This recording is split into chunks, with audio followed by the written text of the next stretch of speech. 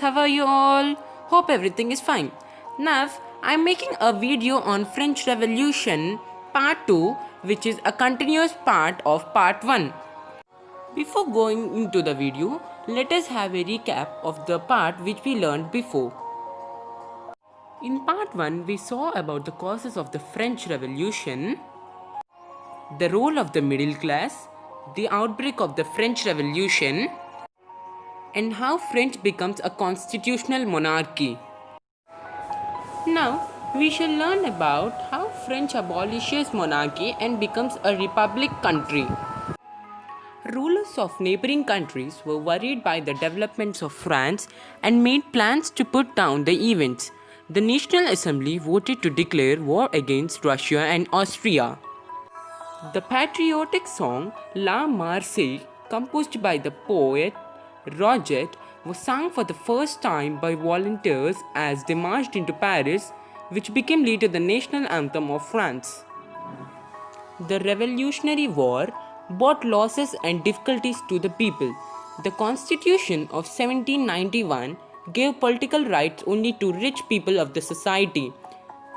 Political clubs became important from rallying point of views, in which most successful clubs was that of Jacobin, which was led by Maximilien Robespierre.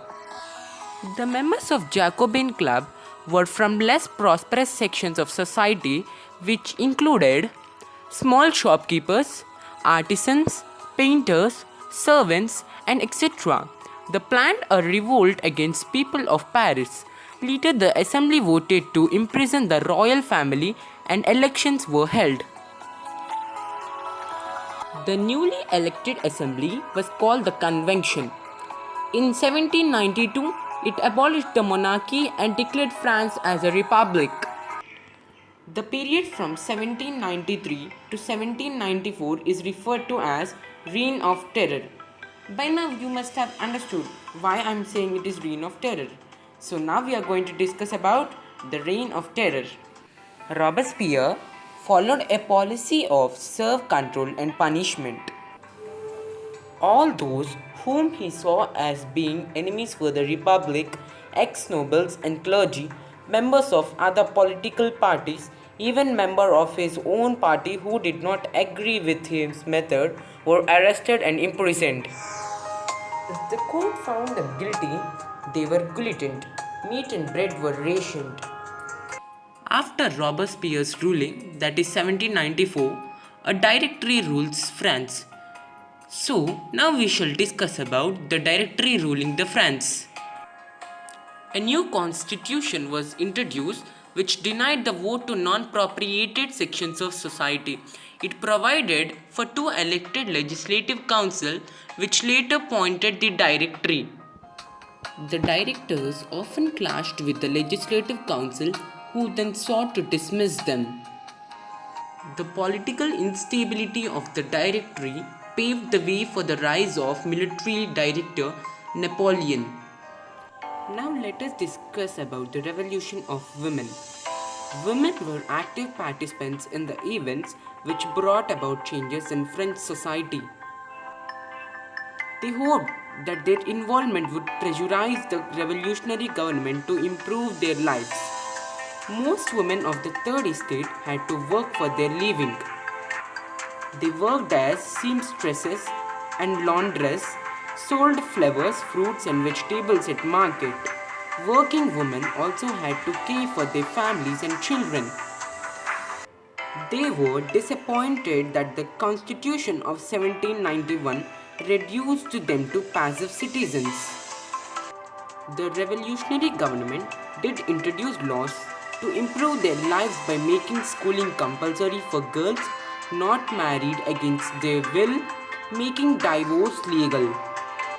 During the Reign of Terror, the new government issued laws ordering closure of women's clubs and banning political activities.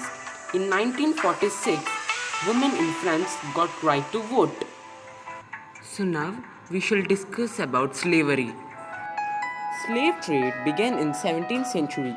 The colonies in the Caribbean like San Domingo were important suppliers of commodities like indigo, sugar, tobacco and coffee.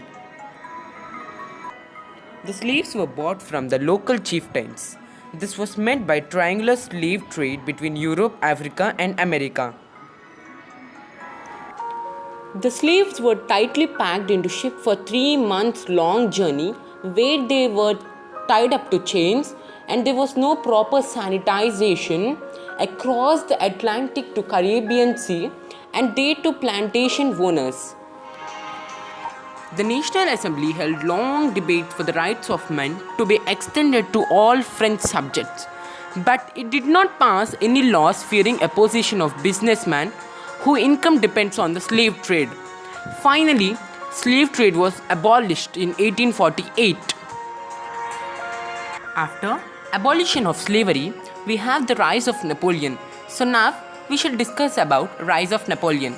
In 1804, Napoleon Bonaparte himself crowned as Emperor of France. He conquered neighboring countries, dispossessing dynasties and created kingdoms by placing his family members there. He saw his role as modernizer of Europe. He introduced many laws such as protection of private property and uniform system of weight and measures provided by decimal system. Many saw him as liberator who would bring freedom for the people. But soon, his armies came to be viewed as an invading force. Finally, Napoleon was defeated at Waterloo in 1815.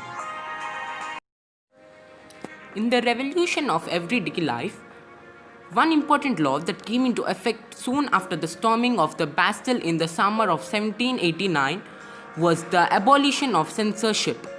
In the old regime, all written material and cultural activities, books, newspapers, plays could be published or performed only after they had been approved by the censors of the king. Now we have come to the end of the lesson. Before ending the lesson, we need to know the legacy of the French Revolution. The ideas of liberty and democratic were the most important legacy of the French Revolution. These spread from France to the rest of Europe during 19th century, where feudal system was abolished. Colonized people reworked the idea of freedom from bondage into their movements to create a sovereign national state.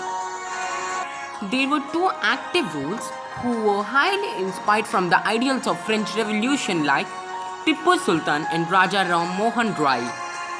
Now, this is the end of the story of the French Revolution, friends. If you like the video, please like, subscribe and share and give a big thumbs up to the video.